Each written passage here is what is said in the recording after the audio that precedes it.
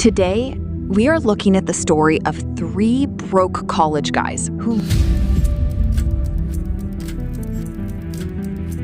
loved anime waifus so much, they ended up becoming the undisputed kings of the entire gacha system.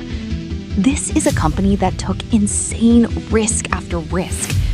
Back in 2011, investors literally laughed in their faces when they pitched their dream. But they didn't care. They started with clunky 2D side-scrollers, built their way up to Honkai Impact 3rd, and then they risked absolutely everything.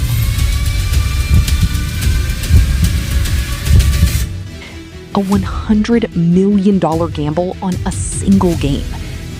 The world used to laugh at them. Now the entire gaming industry is desperately trying to copy their exact formula to succeed. This is HoYoverse. From eating instant noodles in a dorm room to being worth $23 billion and literally funding nuclear fusion reactors. They didn't just change the gacha game, they conquered it. Every epic journey begins with an Outlander stepping into the unknown. In the gaming industry of 2011, that unknown was a landscape dominated by massive corporations and cheap pay-to-win trash.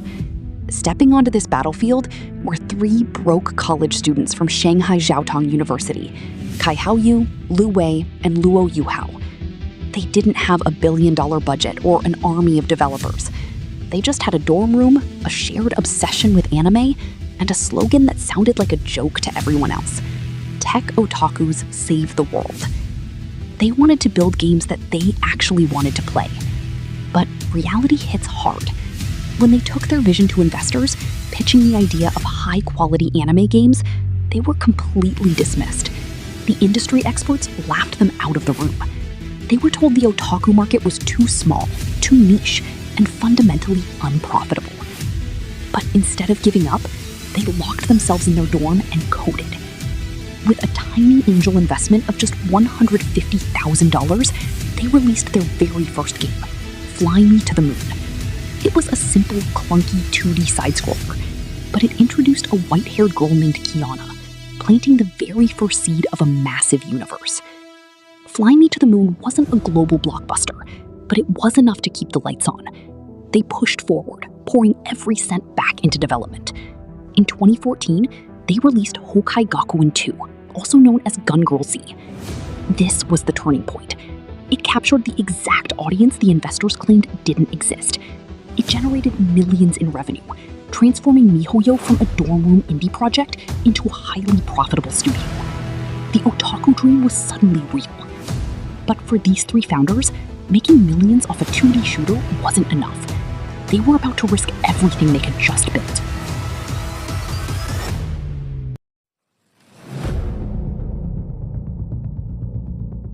They had millions in the bank from their 2D success.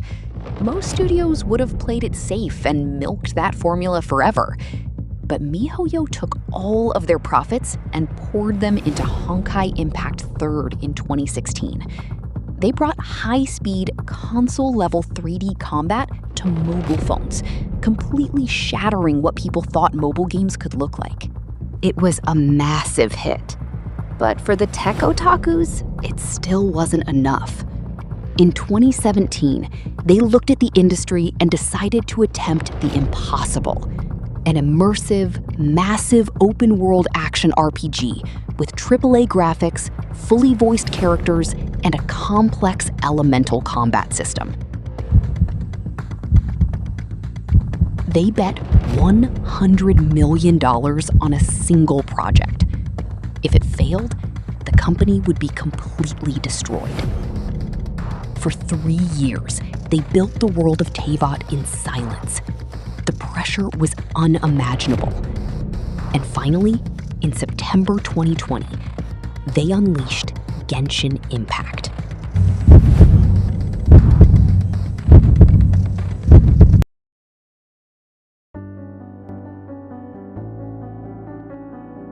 The gamble paid off in historical fashion. Genshin Impact made its entire $100 million budget back in just 2 weeks.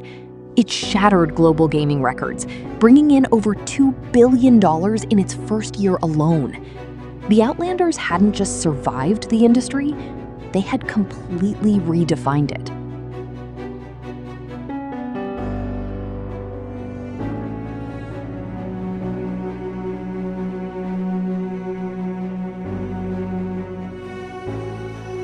Today, they are printing billions with Star Rail and ZZZ, victory after victory. But the craziest part isn't the games. It's what they are doing with the money. They are pouring billions into actual commercial nuclear fusion and brain computer chips. Their publicly stated goal? To plug 1 billion people into a virtual reality universe by 2030. They started in a messy dorm room selling anime waifus, and now they are literally trying to build the Matrix.